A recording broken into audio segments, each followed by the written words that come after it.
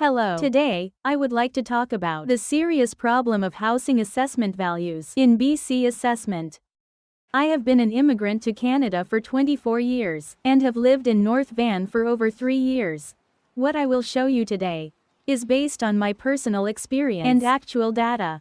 This video is not just a personal complaint video about why my property taxes are high. It questions whether the structure where some people's taxes go up and others go down in the same area, under the same conditions in buildings, and even pay taxes that are higher than the actual selling price for 2 consecutive years is normal. From parking issues to the cost of living, housing prices, and administration, I'll show you all the unreasonable things I've experienced. Why is the only answer left for me reverse immigration? First, take a look at this table. I analyzed 11 houses in North Vancouver and West Vancouver, and 7 suites in the condo at 114 West Keith Road.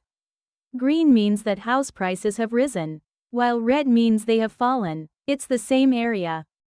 Why is there such a difference? This is the first case. It is located at 934 Forest Hills Drive, North Vancouver. It was sold for $3,675,000 in early July 2025. But what about the 2025 BC assessment? It was $3,086,000. It was sold for $600,000 higher, but in 2026, the assessed value actually decreased. Let's take a look at 902 Wentworth Avenue. It was sold for $2,510,000 in May 2024.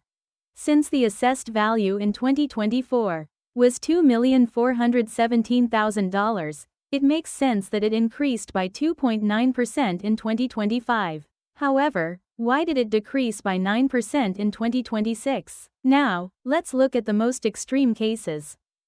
In North Vancouver, Forest Hills Drive saw a -1% change, while St. Mary's Avenue had a -14.5% change. In West Vancouver, Glen Maroon Road increased by 4.61%, while West Hill Drive decreased by 10%, resulting in a difference of 13% and 14.61%, respectively for 2026.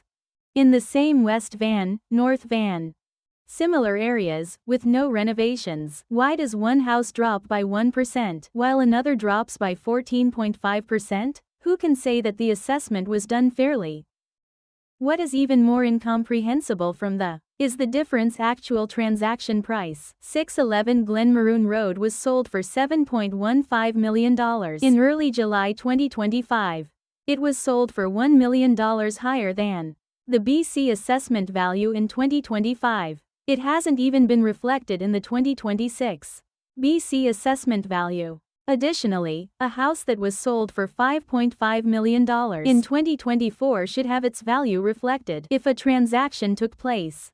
Yet it is still recorded as below $5 million in both 2025 and 2026. Another house on Highland Drive was paying property taxes in the $6 million range and was sold for $7 million. Then the tax should reflect this difference, but it still remains at the level of $5.6 million. All 4 houses in West Vancouver are assessed at a low value, and one of them has only increased by 15.8% over the past 5 years. Ultimately, these wealthy individuals are paying taxes lower than the actual value and benefiting from moving out.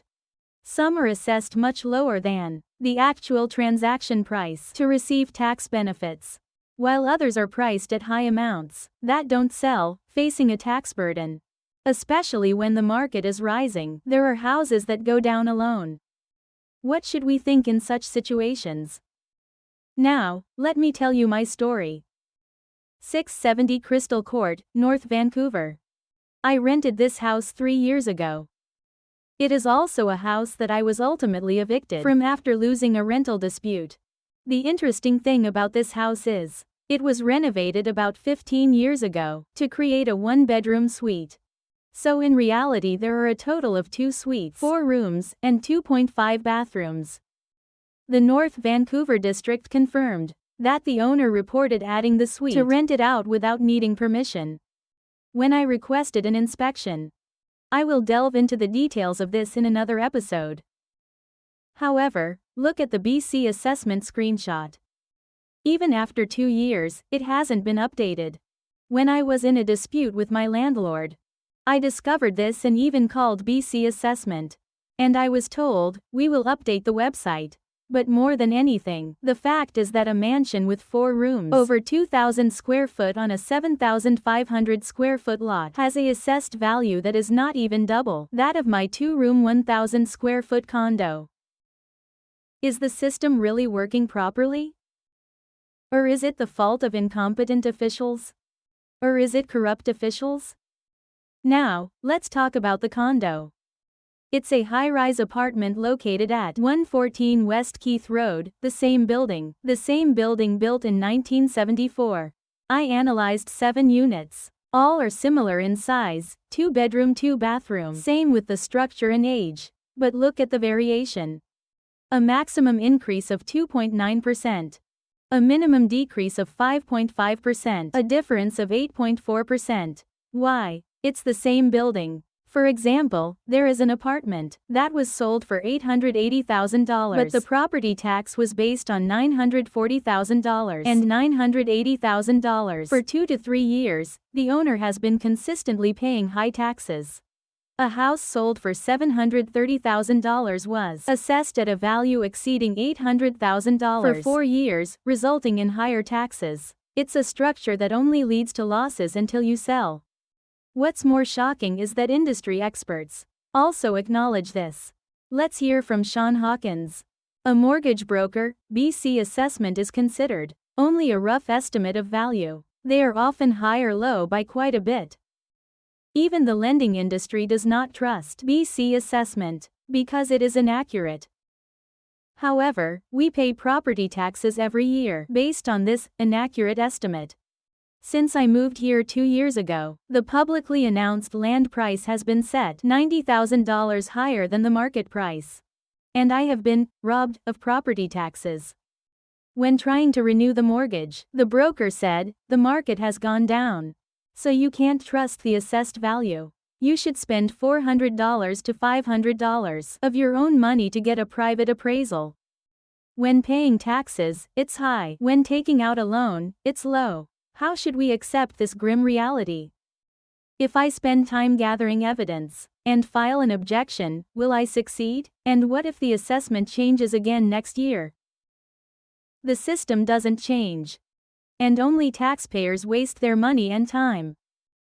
Major OECD countries, Germany, France, the UK, and South Korea, intentionally set their tax bases below market value. This is because it is almost impossible to get back taxes that have already been paid. But why is it only Canada that does this? I believe it is due to the Canadian tendency not to complain. The resignation that it won't change anyway has gradually loosened the system. It's a paradise for workers where firing is almost impossible, but what if the weak sense of achievement and responsibility in the labor system, along with the laziness of not answering calls an hour before leaving work, has entrenched structural problems? BC Assessment needs reform. This is not just a simple mistake. It is a systemic issue. It is unpredictable, unfair, and inaccurate. However, we pay property taxes with this every year. This is how we are always taught in Canada. If you don't express it, the other person won't know. Children learn to say no if they dislike something from kindergarten, and in sex education, they are taught that if even one person says no, everything must stop to avoid it being a crime. But why do we only accumulate dissatisfaction when our lives are falling apart? If we don't speak up, the system thinks there are no problems. I am now eagerly waiting for my child's graduation date. When that day comes, I will leave this unreasonable system behind. Everyone, are you just going to let this be? Or will you file an objection like I did? Nothing will change if you don't express it. We need to raise our voices. Contact BC Assessment. Reach out to local politicians. Please share this video. Thank you for watching.